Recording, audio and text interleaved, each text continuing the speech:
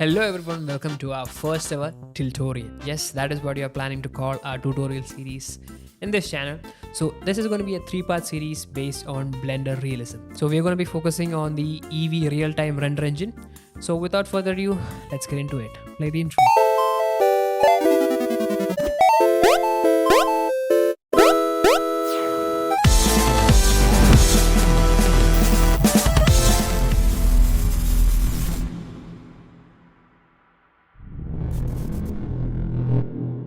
So today we are going to be diving into the fundamentals of lighting, material setup, as well as some Eevee basic foundation. By the end of this tutorial, you'll set up a scene with basic lighting as well as some cool renders. So without further ado, let's get into it. So for today's example, we are using the version 4.2 LTS to be more specific.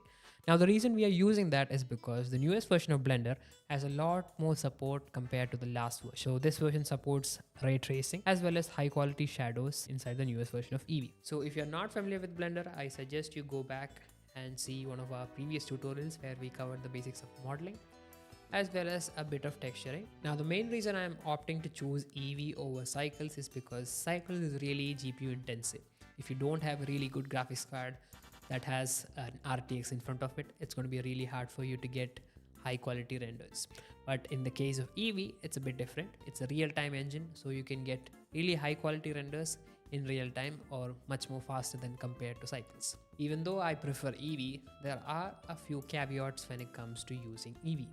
As you can see, this scene right here is being previewed inside of Eevee. And if I switch it to Cycles, you can see the drastic change, the quality of the overall image. So one of the main things you notice is the bounce effect. So as you can see, if I switch back to Eevee, you can see there is no bounce light acting on the cube and in between the plane. Now there are a few different techniques inside of Eevee to get this sort of effect. Now one of the ways you can do this inside of Eevee is enabling the ray tracing button. Now this is the reason why we're using the newest version of Blender, because the older versions didn't really have support for ray tracing. As soon as I turn it on, you can see you're getting that bounce light effect. It is not as accurate as Cycles, but still we are getting something, right? So what is exactly ray tracing? So ray tracing is basically a bunch of mathematical formula that is used to approximate the light inside of a scene. So in Cycles, it happens seamlessly. It takes time to calculate all those light rays individually. But inside of Eevee, they're basically cutting a few corners and giving you a real-time output.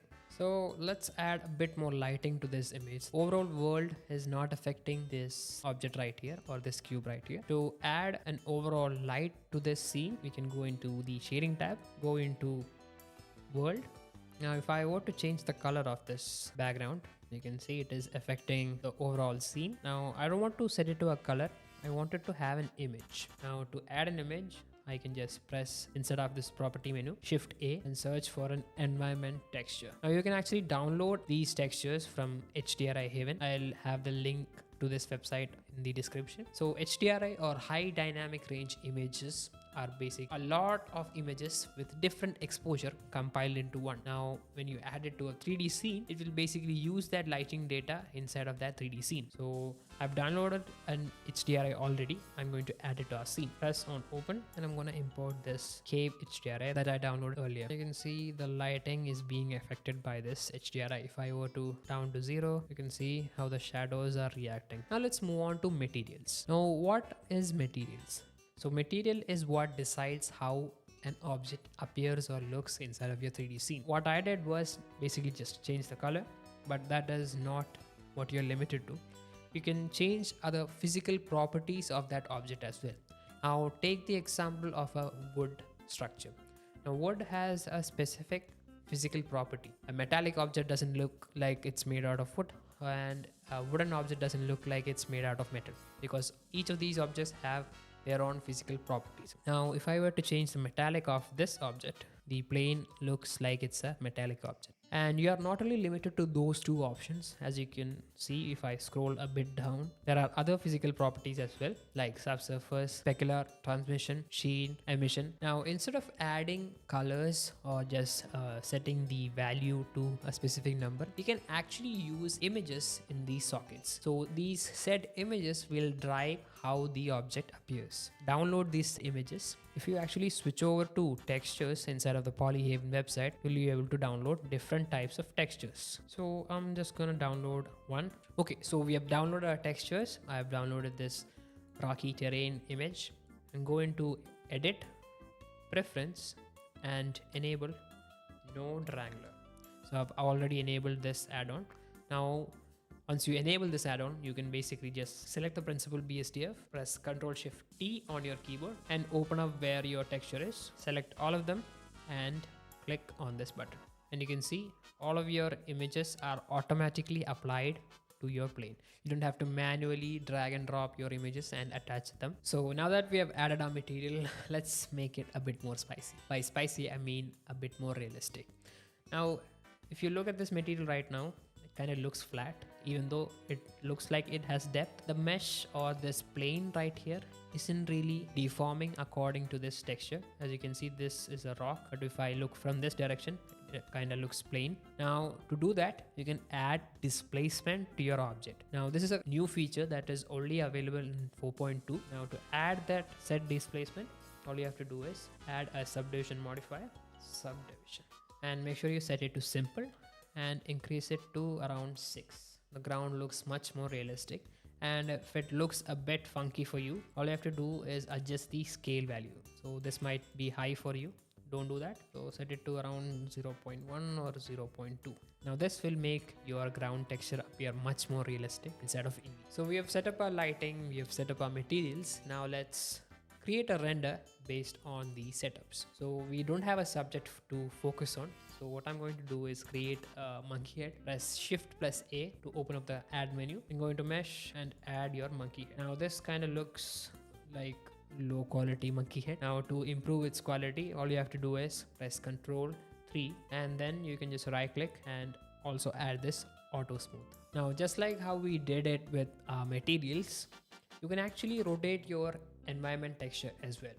All you have to do is select your environment texture, then press Ctrl T to open up the texture coordinate and mapping nodes. I'm going to rotate this HDRI because I want to get this dynamic lighting from this side so that it looks much more realistic. And I'm gonna enable ray tracing. You can see the difference without and with ray tracing. Then I'm going to create a camera because I want to take a render image of this scene. Shift A, camera. Now to place your camera based on your viewport scene or this scene specifically, all you have to do is press Ctrl Alt and 0. And if you want to play around with the camera settings, feel free to do that as well. If I want to increase the focal length or maybe decrease it to get a wide angle shot, or if you want to get like a really close-up shot, you can increase the focal length as well. So I'm gonna put it around 23 or 20 maybe. Then I'm gonna press render image. Even before I can say another word, the image has been rendered. That is how fast Eevee is. Now you might have noticed something, that is the ground displacement that we applied earlier isn't really showing up in the render. That is because we set it for our viewport, not our render. So make sure you set it to 6 inside of your render as well. Then press the bump is appearing correctly. And that is a wrap on part 1 of our 3-part series on Blender Realism. So make sure you like this video and share this video with your friends who are interested to get into 3D modeling as well as 3D art creation. Now in the next video, we'll be going a bit more deeper into shadows, reflections, and much more. So make sure you subscribe as well as turn on the bell notification to get notified when we upload a new video to our channel. So until then,